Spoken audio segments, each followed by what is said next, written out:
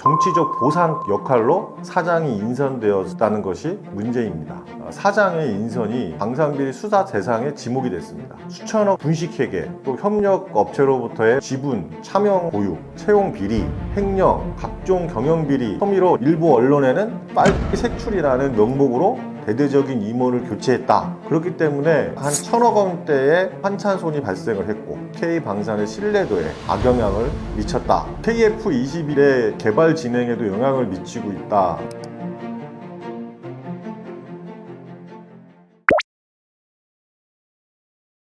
최근에 여러 가지 문제를 갖고 있는 카이 사장의 인선에 반복된 낙하사 인사가 많은 회자가 되고 있습니다. 그에 따른 여러 가지 회사의 경영과 조직 문화에 여러 가지 부작용이 있는데, 우리나라의 항공 우주 산업을 주도하고 있는 항공산업을 주도하고 있는 유일한 회사가 될 수가 있죠. KF21을 개발한다든지 또 F50을 개발해서 지금 K방산의 어떤 수출에 아주 중요한 역할을 하고 있기도 하고, 우리의 어떤 국방에 많은 영향을 미칠 수 있는 이 항공 우주 산업의 핵심적 역할을 하는 기업이기도 합니다. 그런데 이 기업의 사장의 인선이 늘 항상 문제가 되고 있습니다. 낙하산 인사라는 시각을 가지고 있는데요. 물론 카이의 어떤 회사의 특징상 준 공기업의 성격을 가지고 있기 때문에 민간 기업과 달리 사장 인선이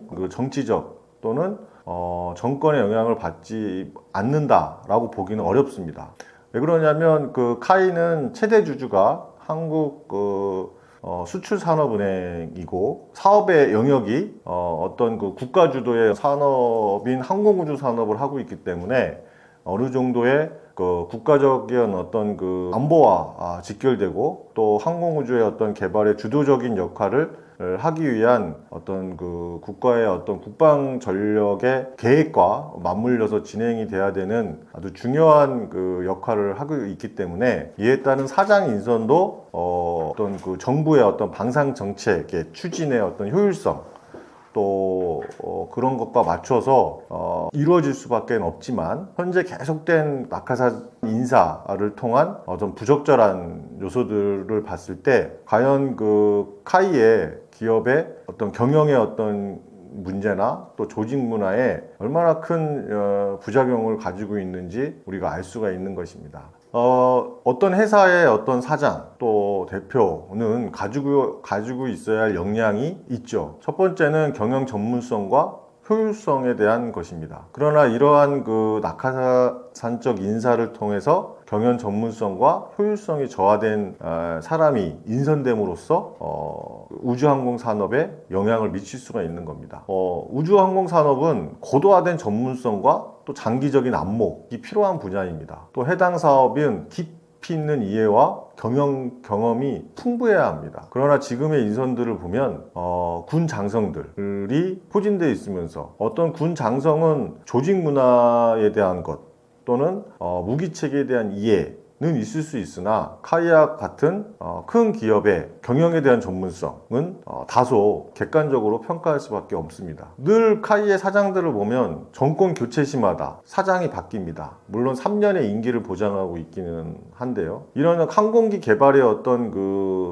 사이클을 본다면 3년 주기 단위의 사장의 교체는 장기적인 로드맵을 갖고 항공산업을 추진하기에는 역부족이 아닌가라고 생각을 합니다. 오랜 기간 동안 카이가 전문성을 갖고 쌓아왔고, 또 우주항공 산업에 큰 역할을 해왔습니다. 그런데 아직까지도 내부의 승진의 기회를 갖고 사장이 된 사례가 없습니다. 모두 외부 인사의 몫이 되고 있고, 정권의 어떤 정치적 보상적 역할로 사장이 인선되었다는 것이 문제입니다. 이로 인해서 외부에서 온 사장이 어떤 조직의 어떤 특성을 빠르게 이해하면 좋지만 제대로 이해하지 못하는 시간적 요소가 있죠. 기존의 어떤 군에서 있었던 특징인 수직적이고 경직된 조직 문화를 그대로 민간 기업에 적용하게 되는 것은 객관적인 어떤 그 평가가라고 볼 수가 있겠죠. 또 군 장성이 사장을 함으로 인해서 외부의 인맥과 연결되는 경우가 있습니다. 군 장성이 뭐 원스타나 투스타로 전역한 사람들은 우리 주요 방산 기업의 어떤 그 고문이나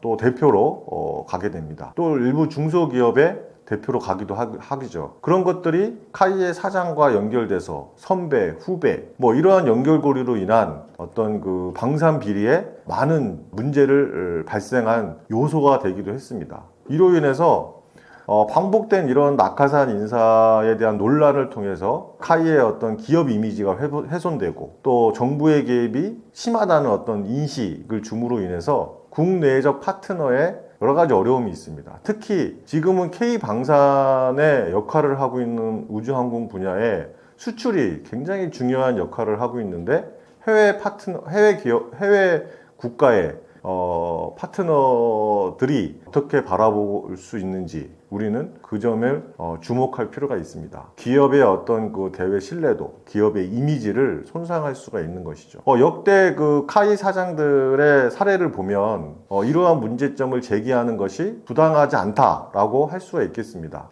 카이가 출범 초기의 사장들은 주로 전직 교통부 장관이나 육구참모총장, 또 통상산업부 장관, 산업부 장관 이런 어떤 관료나 군 출신의 인사들이 사장을 했습니다. 취임 당시부터 낙하산 인사라는 비판을 받았죠. 그러므로 인해 가지고 장기적인 우주항공 산업의 여러 가지 무기들이 경영에 차질을 보임으로써 실적에 대한 약화와 또 그에 따른 심각성에 대한 지적은 계속 해왔습니다. 박근혜 정부 때 있었던 그 하성룡 전 사장을 보면 사실상 외부 인사로 평가받을 수 있죠. 이 하성룡 사장은 박근혜 때 선임이 됐고 문재인 정부 첫 해인 2017년 방산비리 수사 대상에 지목이 됐습니다. 수천억 원대의 어떤 그 분식회계 또 협력 업체로부터의 어떤 그 지분, 차명 보유, 채용 비리, 횡령, 각종 경영 비리 혐의로 재판을 받았습니다. 물론 1심과 2심에서 일부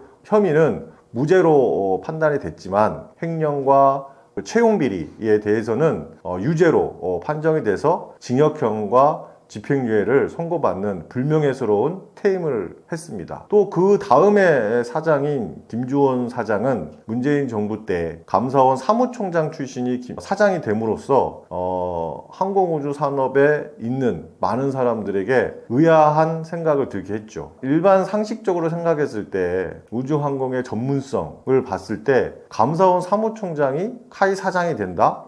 상식적으로 이해하기 어려운 인선이라고 생각할 수밖에 없습니다. 이때는 한국형 전투기 개발의 프로젝트가 한참 진행 중이었고 이 KF-X 사업에 대한 중요성 또 그것에 대한 어떤 개발의 필요성 이런 것들이 굉장히 그 고도의 기술과 전문 경영이 필요했던 시기임에도 불구하고 감사원 사무총장 출신이 그 사장이 된다라는 의아한 시선들이 많이 있었죠. 최근에 강국영 전 사장도 윤석열 정부 출범 이후 공군 조종사 출신이긴 하지만 준장 출신으로 카이 사장에 임명됐습니다. 이 임명됐을 때부터 보훈 인사다, 낙하산 인사다라는 비판을 받아왔죠. 취임 직후 과거 정부 임원을 대거 교체하고 대폭적인 어떤 임원 인사를 단행함으로 인해서 조직 내부적으로 혼란을 가져오기도 했습니다. 재임 중에 가장 문제가 되고 최근에 뉴스화되고 있는 것이 1,000억 원대 환차손이 발생을 함으로 인해서 어떤 그 폴란드의 수출 F-50의 계약에 영향을 미쳤다라는 평가도 있습니다. 또 특정 직원의 어떤 그 배우자 인선 특혜 의혹도 있습니다. 앞서 역대 그 카이 사장들에 대한 사례를 봤을 때 어떤 특정 뭐 정권 또 특정 정당 이걸 넘어서 그 정권의 정치적 어떤 보훈 인사가 그동안 계속 있어 왔고 또 그것이 문제화되고 있는 것입니다. 2005년 이번 6월에 우리 그 이재명 정부가 출범을 했고 임기를 3개월 남기고 현직 그 사장이 갑작스러운 사의를 표명했습니다. 정권 교체하고 우주항공을 담당하는 회사인 카이하고 어떤 연관관계가 있다고 보시는 건지 저는 이해가 갈 수가 없는 겁니다.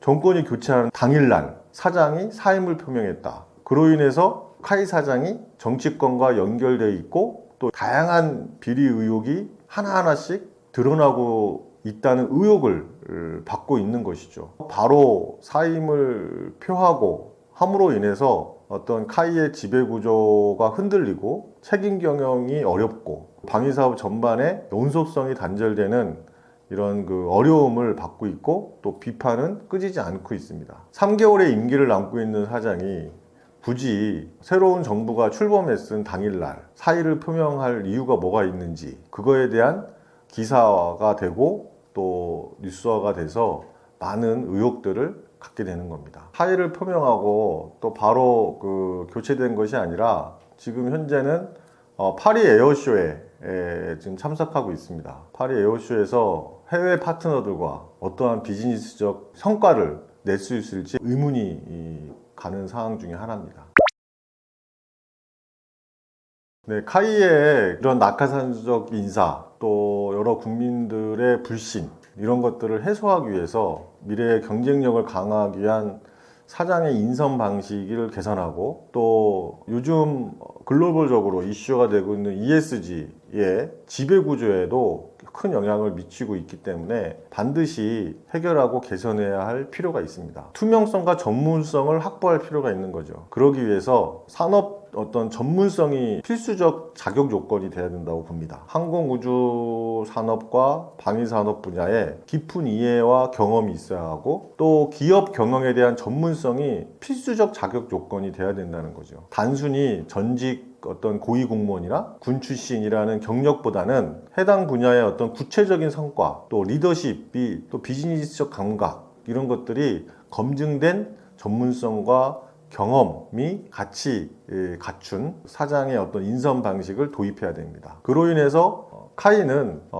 항공기 수출이라는 큰 사업적 특징을 가지고 있습니다. 글로벌 방산 시장에서 경쟁력을 강화하기 위한 국제 비즈니스적 감각과 또 해외 네트워크를 갖춘 사람이 인선되는 기준이 마련돼야 되겠죠. 또한 외부 전문가의 비중이 확대될 필요가 있습니다. 사장 후보를 추천하는 위원회를 갖는다든지 어떤 정치권의 어떤 그 입김에서 벗어나서 학계나 산업계, 법조계 이런 그 전문가들이 어떤 그 외부 위원으로 참석을 해서 카이 사장의 인선 제도를 개선할 필요도 있다고 봅니다. 또 후보자 추천 과정을 도입할 필요도 있고 또 어떤 심사 기준이나 다양한 평가에 대한 그 기준 같은 것을 가줌으로 인해서 투명한 공개를 통한 어떤 그 지금까지의 불신을 해소하고 신뢰성을 확보할 수 있는 방안을 강구할 수가 있다고 볼 수가 있겠습니다. 장기적인 관점에서는 기업의 어떤 성장 전략을 위해서 내부의 인재를 발굴하고 인사 시스템을 갖춤으로 인해서 내부에 능력 있는 인원이 사장이 되는 그런 시스템도 가져갈 필요가 있지 않나 라고 생각을 합니다. 그러므로 인해서 우주항공의 어떤 특징을 고려해서 장기적인 프로젝트에 어떤 연속성을 가져온다든지 하는 그러한 효과를 발휘할 수 있고 이러한 그 투명하고 전문성이 확보된 사장 인선을 위한 방식을 다양한 방법으로 개선할 수 있는 방법들을 논의할 필요가 있지 않나 생각을 합니다. 두 번째로는 지배구조의 개선을 통해서 낙하산 인사다라는 논란을 근본적으로 해결할 수도 있다고 저는 생각을 합니다. 한 번에 카이가 민영화를 할 수 없지만 단계적 민영화를 검토할 때가 되지 않았나 생각을 하는 겁니다. 장기적으로 어떤 그 정부가 보유한 지분을 단계적으로 민영화를 통해서 경영의 어떤 자율성을 확보하고 어떤 시장에서의 감시를 강화하는 방안을 검토할 필요가 있다라고 봅니다. 두 번째로는 이러한 지분을 유지하더라도 정부의 경영 개입을 최소화하고 수익과 전문성을 최우선적으로 하는 지분 관리 원칙을 수립할 필요가 있습니다. 또 가장 중요한 이사회나 감사의 기능을 독립적으로 둠으로 인해서 기업의 경영을 감시하고 견제하는 어떤 그 권한과 책임을 강화하는 그런 투명한 지배구조 개선이 필요한 이유입니다. 지금 그 카이의 주식을 보더라도 이러한 문제점들 때문에 지지부진한 주식의 오름세가 있습니다. K방산으로 인한 호재 속에서도 하나 에어로스페이스나 또는 현대 로템 이런 기업들은 엄청난 수익과 주식의 향상하고 있는 반면에 이러한 호재 속에서도 카이의 주식은 그렇게 크게 많이 오르지 않은 이유는 이러한 지배구조에 어떤 문제가 있다고 생각을 합니다. 우리가 그 ESG 환경, 사회, 지배구조의 중요성에 따라 기업을 평가합니다. 그 중에 가장 큰 요소 중에 하나가 지배구조인데 카이의 어떤 그 경영 전반에 실질적으로 적용할 필요가 있는 겁니다. 공정하고 투명한 지배구조는 기업의 가치에 가장 큰 척도가 되고 있는 겁니다. 민간 기업들이 지금 ESG를 통해서 지배구조를 개선하려는 부단한 노력을 하고 있는 것이 현실인 것을 직시한다면 카이의 어떤 지배구조의 개선 방안을 논의하고 또 어떻게 하면 카이가 정치적 외압에서 벗어나서 전문적이고 안정적인 경영 환경을 구축하느냐, 그걸 통해서 해외의 어떤 그 파트너십을 강화하고 또 신뢰성을 확보할 것이냐, 그것은 우주항공의 어떤 우리 무기체계의 성능과 신뢰성과 더불어 가장 중요한 경쟁력을 확보하는 중요한 요소 중에 하나다라고 볼 수가 있겠습니다. 네, 최근에 강구영 사장의 사의 표명을 통해 가지고 카이의 낙하산 인사의 논란이 재점화됐습니다. 갑작스러운 사의 표명을 통한 낙하산 인사의 전형을 보여주고 있다라는 오랜 어떤 그 논란의 불씨를 지폈다고 볼 수가 있습니다. 강구영 사장은 윤석열 정부 출범 이후 임명된 당시부터 보훈 인사다라는 비판을 받아왔고, 또 임기 만료 전 사의를 표명함으로써 카이가 여전히 정권의 영향을 벗어나지 못한다라는 비판을 받아왔죠. 또 일부 언론에서는 강구영 사장의 재임 중에 대통령실 출신의 인사 배우자에 대한 인세 특혜 의혹을 보도됨으로써 언론사에서 직접 찾아가 무마하려는 그런 시도까지 있었고, 이에 따른 다양한 그 의혹과 논란이 지속되고 있습니다. 경영상의 다양한 문제점들이 제기되어 왔습니다. 지금 카이가 내부 의혹을 제기를 받고 있는 여러 가지 것들이 있는데, 그 중에 첫 번째는 1,000억 원대 사업이 중단됐다는 것이죠. 표적 감사의 의혹을 받고 있다는 겁니다. 강구여정 사장의 취임 이후에 카이의 스마트 플랫폼 사업이 중단된 것이 그 사업인데, 이 사업에 참여한 임직원들을 고발을 하고 또 이 스마트 플랫폼 사업의 1,000억 원대 사업을 중단함으로써 이 사업이 이전 정부의 어떤 그 특정 세력을 겨냥한 정치적 표적 감사의 일환으로 사업을 중단시켰다라는 의혹을 받고 있고, 일부 언론에는 빨갱이 색출이라는 명목으로 대대적인 임원을 교체했다라는 내부 관계자들의 증언을 통한 언론 보도가 되고 있는 것이 이 1,000억 원대 사업 중단, 표적 감사 의혹에 대한 것입니다. 또 환차손 및 ESC 등급이 하락으로 인한 카이의 경영에 대한 신뢰성이 저하됐다라는 겁니다. 강구영 사장의 재임 중에 폴란드 F-50 수출 계약 관련해서 약 1,000억 원대의 환차손이 발생을 했고, 또 ESG 경영의 어떤 신용 등급의 하락을 가져온 거죠. 지배구조에 대한 신뢰성이 떨어졌기 때문에 그런 겁니다. 경영 성과에 관련된 부정적 평가가 반영된 결과입니다. 이것이 곧바로 경영과 또 주식에 영향을 받은 결정적 이유가 될 수도 있겠죠. 또 카이의 부채 비율이 340%에 초과하다는 지적을 받고 있습니다. 카이 측은 대규모 선수금을 유입으로 인한 어떤 일시적인 현상이다 라고 하면서 재정적 견제성에 문제는 없다라고 해명을 하고 있지만, 어떠한 기업의 부채 비율이 340%를 초과한다라는 것은 심각한 문제가 아닌가라고 생각을 합니다. 만약에 우주항공 산업이 순수하게 다 민간의 어떤 그 비즈니스 영역이다라고 한다면 부채 비율이 340% 초과되는데 경영을 유지한다라는 것이 어려울 겁니다. 그러나 대부분의 그 카이의 우주항공 사업의 프로젝트들은 국가 사업이기 때문에 그런 것들이 가능한 요소가 될 수 있겠죠. 그 다음에 F-50 수출 사업 관련돼서 여러 가지 변동들이 있었습니다. 폴란드의 그 F-50 납기 지연이 된 사례인데요.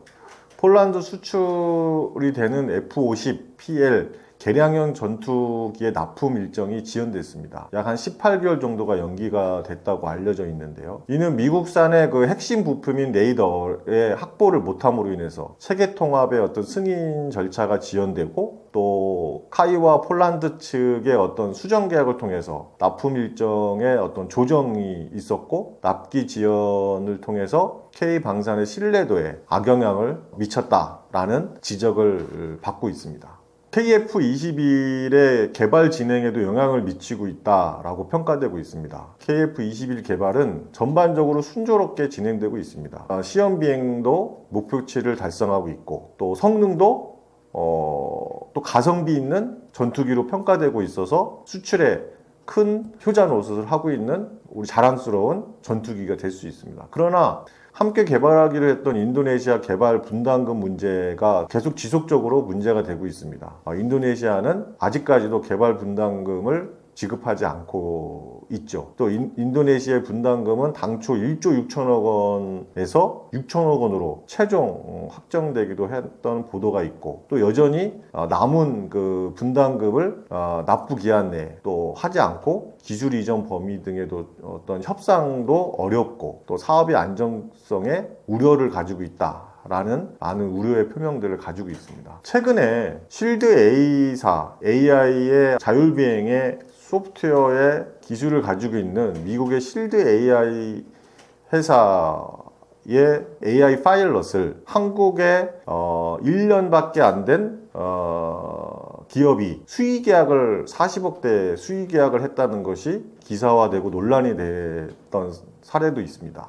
AI 파일럿의 기술 도입은 KF-21이 향후 자율비행에 대한 성능 개량에 대한 목표를 달성하는데 매우 중요한 역할을 합니다. 어떤 미국의 그 AI 파일럿 기술 개발 기업인 이 실드 AI의 소프트웨어를 도입한 계약건이 되는데, 이 40몇 억의 AI 파일럿에 대한 기술을 수의 계약을 해서 MBC 등 일부 언론에 여러 차례 수의 계약의 문제점들을 지적을 하고 있습니다. 이 수의 계약은 단순히 어떤 기업의 편의성을 주고 한 것이 문제가 되는 것뿐만 아니라 카이의 주장처럼 이 실드 AI의 AI 파일럿을 1년만 사용을 하고 우리가 자체 개발하는 AI 파일럿에 대한 기술을 도입하겠다라는 해명을 하고 있는데, 실드 AI가 AI 파일럿의 기술에 자기네 것들이 들어가게 되면 10%의 로얄티를 묻습니다. 보통 KF-21이 한 대 가격이 우리가 가성비가 있기 때문에 한 1,000억 원 정도가 되는데, 거기에 10%면 100억 대입니다.